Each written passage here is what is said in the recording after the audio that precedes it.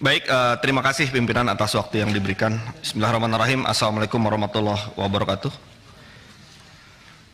Yang saya hormati Pak Mahfud dan seluruh yang hadir, saya tidak bisa sebutkan satu persatu untuk menyingkat waktu. Dua anggota DPR yang berbicara sebelum saya adalah dua anggota DPR yang senior. Ya. Pak Beni sudah berapa kali Pak Beni? 4 kali. Pak Arsul 2 kali. Ya. Saya baru sekali Pak Mahfud. Ini adalah periode pertama saya menjadi anggota DPR. Dari segi usia pun juga cukup jauh. Ya. Termasuk juga dengan Pak Mahfud.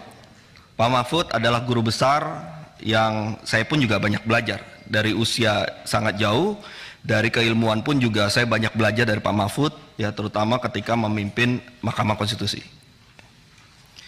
Nah, dari yang tadi Pak Mahfud sampaikan, saya juga ingin membagi dua dulu. Ya. Tadi soal legal standing Pak Mahfud sampaikan, kemudian materinya. Dari soal legal standing tadi, saya ingin agar, karena kita disaksikan oleh publik, ada perimbangan juga terkait dengan kronologi kenapa kemudian akhirnya kita membuat rapat seperti ini. Jadi Pak Mahfud, ketika Pak Mahfud menyampaikan kepada publik ya, terkait persoalan 300 triliun, masih 300 triliun nih, belum 349 ya. Pada saat itu kita masih reses ya. Kemudian kita berdiskusi di grup. Ya. Dalam diskusi kita, yang kita diskusikan adalah kita ingin membongkar, kita ingin mendukung bagaimana kemudian ya dugaan ini itu terungkap dan kita kawal penegakan hukumnya. Jadi itu dasar kemudian kita akhirnya memutuskan membuat rapat ini. Bukan untuk menghalang-halangi, bukan untuk menutup-tutupi seperti yang kemudian ada pihak-pihak yang mencoba menggiring isunya ke arah sana. Jadi niatnya adalah niat baik. Kita melihat, oh barangkali, waktu itu dugaan awal kita adalah barangkali Pak Mahfud punya niat baik, kita juga akan dukung niat baik itu, kita berangkat dari niat baik untuk membongkar ini semua. Jadi itu penting untuk diketahui oleh publik. Ya. Supaya juga tidak ada salah sangka ke DPR. Nah, selanjutnya berkembanglah proses ini.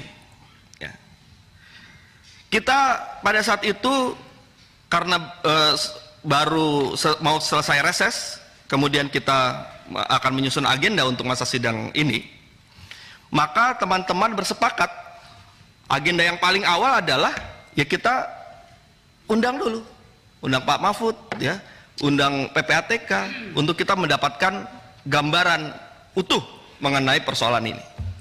Tapi ada masalah teknis, ini juga biar clear nih, masalahnya teknis, surat menyurat, agenda dan sebagainya, bukan menjadi mundur bukan karena persoalan lain, tapi karena sangat teknis, menyesuaikan agenda, surat menyurat dan seterusnya. Ini supaya clear ya.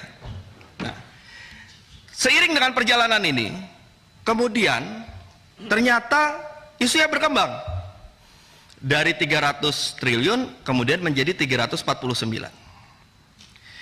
Dari kemudian ada versinya Pak Mahfud, kemudian ada tanggapan dari Menteri Keuangan yang akhirnya kita juga menjadi bertanya-tanya, sebenarnya seperti apa ini? Kita ingin tahu betul, ingin benar-benar rapat ini bisa membuka semuanya.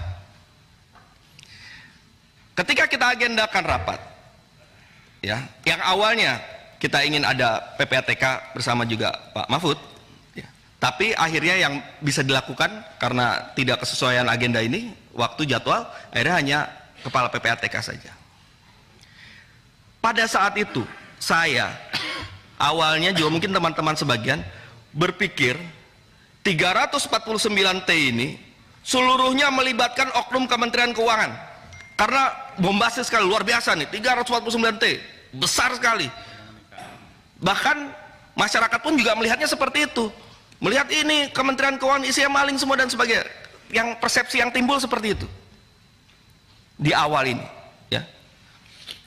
Nah, oleh karena itu kita ingin membuka ini semua.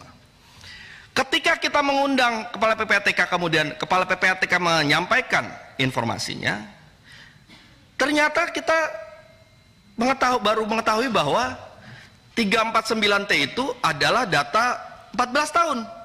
2009 sampai 2023.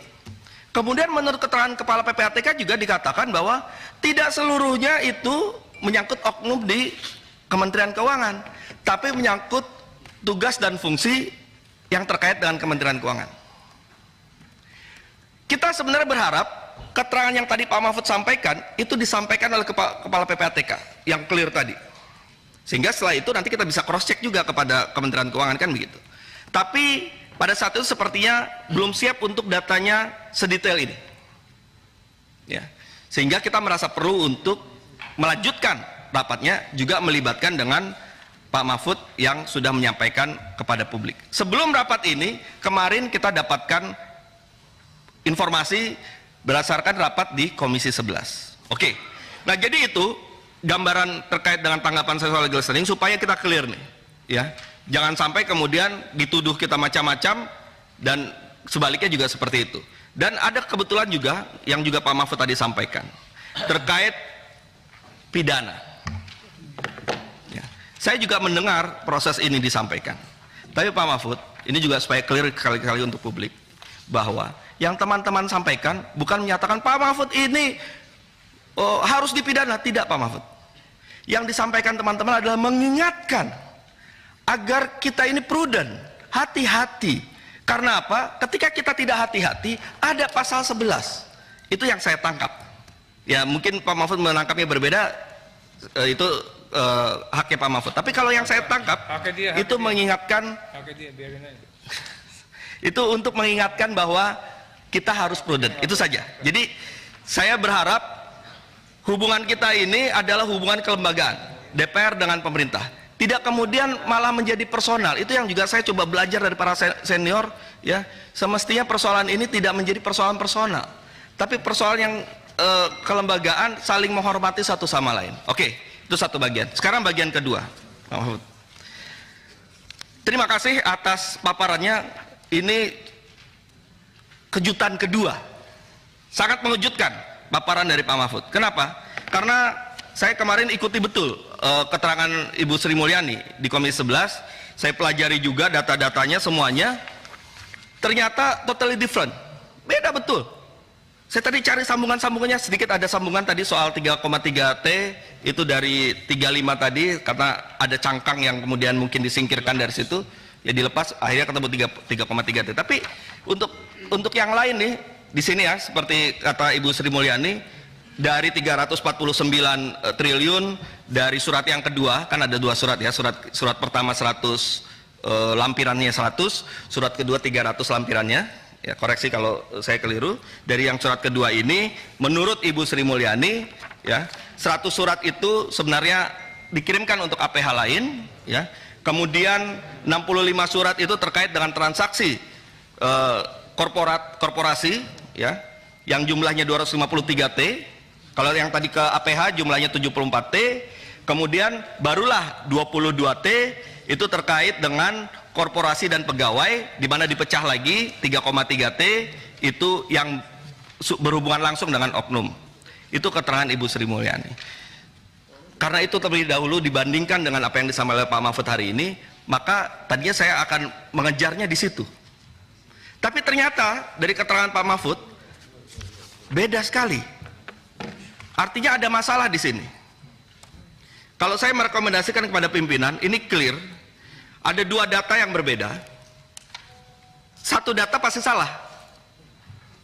Karena kita di sini sama-sama mencari kebenaran, maka kita harus pansuskan kalau menurut saya. Kita pansuskan, kita kejar mana yang data yang salah, apa yang terjadi, kenapa kemudian ada data yang salah, apa yang menyebabkan ini terjadi, kemudian tindak lanjut apa terkait dengan penegakan hukum yang kita bisa kawal. Nah, itu. Saya berharap sebenarnya pertemuan pertama dengan Kepala PPATK itu kita menghasilkan dua hal, ya. Yang pertama adalah gambaran detail dan terpilah-pilah. Kalau kata Descartes itu kan clara et distincta, jadi clear dan terpilah-pilah. Kita bisa kategorikan tadi ini bagian apa, ini permasalahan apa dan sebagainya. Kemudian dari satu-satu kategori itu kita bisa buat tindak lanjut dari masing-masing. Tapi kita belum mendapatkan itu kemarin. Yang kedua, yang juga kita ingin dapatkan adalah Problemnya apa? Polanya ini seperti apa? Problemnya apa? Apakah ada kesalahan sistem di situ yang membuat ini terjadi peluang terbukanya pencucian uang? Ataukah ada oknum-oknum yang menghalang-halangi proses penegakan hukum, menghalang-halangi informasi? Tadi juga dikatakan ada penting nih, catatan buat kita semua tadi, jika ini betul ya. Ada surat yang disampaikan hand to hand, kalau tidak salah ya, langsung kepada pihak dari, saya sebutnya pihak dari Kementerian Keuangan, tapi tidak sampai, tidak ditindaklanjuti. Ada dua permasalahan. Pertama, kenapa hand to hand? Itu jadi masalah juga, karena ini kita bicara soal administrasi negara, meskipun tadi ada alasannya, ya karena rahasia. Tapi yang kedua, kenapa kemudian mau itu tidak tepat secara administrasi, tapi kenapa kemudian dia tidak ada tindak lanjut atau tidak diterima atau hilang datanya. Nah ini juga penting. Nah oleh karena itu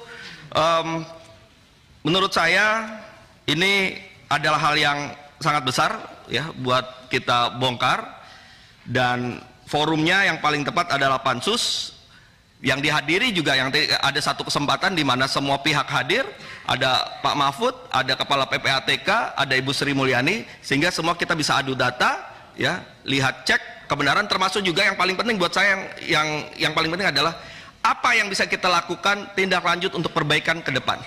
Demikian pimpinan, terima kasih. Wassalamualaikum warahmatullahi wabarakatuh. Pak Habib, silakan. Terima kasih sudah nonton. Jangan lupa like, subscribe, dan share ya.